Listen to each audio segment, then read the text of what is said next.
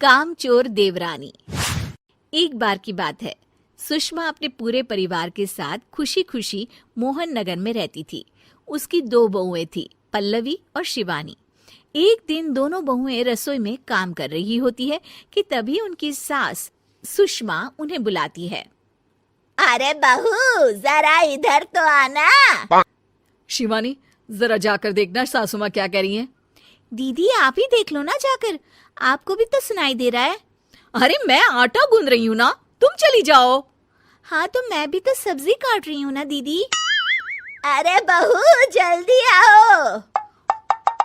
ओह, ये तो जाएगी नहीं, मैं ही जाकर देखती हूँ कि क्या करना है। पल्लवी सुषमा के कमरे में जाती है। जी मम्मी जी, क्या हुआ? शाम को घर पर कुछ मेहमान आने वाले हैं, तो तुम अच्छा सा खाना बना लेना बहू। ठीक है मम्मी जी, आप बता दीजिए क्या क्या बनाना है और कितने लोग आ रहे हैं। सुनील की मौसी जी और उनका पूरा परिवार आ रहा है। कुल मिलाकर 3 लोग और हमें मिलाकर हुए 9 लोग। तो अभी से ही तैयारी करना शुरू कर दो। और हाँ, घर की सफाई भी कर देना, हाँ अच्छे से। जी मम्मी जी, सब काम हो जाएगा, आप चिंता मत कीजिए। पल्लवी शिवानी को घर में मेहमान आने वाले हैं इसके बारे में बताती है। क्या 9 लोगों का खाना बनाना होगा, घर की सफाई करनी है? बाप रे, सासू माँ ने तो हमें घर की नौकरानी ही समझ कर रखा है। ऐसा नहीं बोलते शिवानी, हम इस घर की बहू हैं और घर के काम करना हमारा फर्ज है। दीदी तो है ही सासू माँ की चमची, जब देखो सासू माँ सासू माँ। मैं तो इतना सारा काम नहीं करने वाली। शिवानी कपड़े लेकर गमला साफ कर रही होती है और चक्कर आने का नाटक करने लगती है। मेरा सर चकरा रहा है। तभी वहां पल्लवी और सासू माँ जाते हैं। अरे बहू, क्या हो गया तुम्हें? मम्मी जी, बहुत तेज सर में दर्द हो रहा है। तुम एक काम करो शिवानी, आराम कर लो। नहीं नहीं दीदी, घर में मेहमान आने वाले हैं, मुझे आपकी मदद करनी चाहिए। अरे कोई बात नहीं शिवानी, तुम आराम कर लो, मैं सब काम कर लूंगी। ठीक है दीदी, अगर आप इतना कह रही हैं तो आराम कर लेती हूँ। शिवानी आराम से अपने कमरे में मैगजीन पढ़ रही होती है। इसे कहते हैं आराम की जिंदगी। इतना सारा काम। चलो सारा काम खत्म हो गया, शिवानी को देख आती हूँ। शिवानी अपने कमरे में ईयरफोन में गाने सुनते सुनते सो जाती है और उसके साइड में मैगजीन भी रखी होती है। पल्लवी वहां आ जाती है और वो सब देखती है। ओहो, तो मतलब सब काम चोरी का बहाना था। अभी बताती हूँ इसको। घर का सारा काम मुझे करना पड़ा और ये महारानी यहाँ मैगजीन पढ़ रही है, गाने सुन रही है। पल्लवी रसोई से एक प्लेट और चम्मच लेकर आती है और शिवानी को थाली बजाकर उठाने लगती है। शिवानी अचानक से उठती है। उठ गई महारानी, गाने भी सुन लिए, मैगजीन भी पढ़ ली।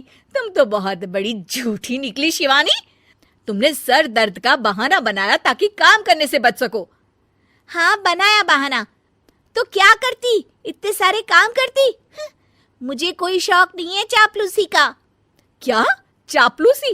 तुम्हें लगता है कि मैं सारे काम चापलूसी के लिए कर रही हूँ? नहीं तो क्या। तभी वहां सासू माँ आ जाती हैं। अरे बहू, वो लोग बस आने ही वाले हैं, तुम तैयारियां कर लो। जी सासू माँ, तुझे तो मैं बाद में देखती हूँ। सब खाना खाने बैठते हैं और खाना शुरू करते हैं। तभी सुनील की मौसी बोलती है। वाह भाई वाह, खाना तो बहुत ही अच्छा बना है सुषमा जी, एक एक चीज में क्या स्वाद है। ये सुनकर शिवानी मुंह बना लेती है। उसे अपनी जेठानी की इतनी तारीफ रास नहीं आती।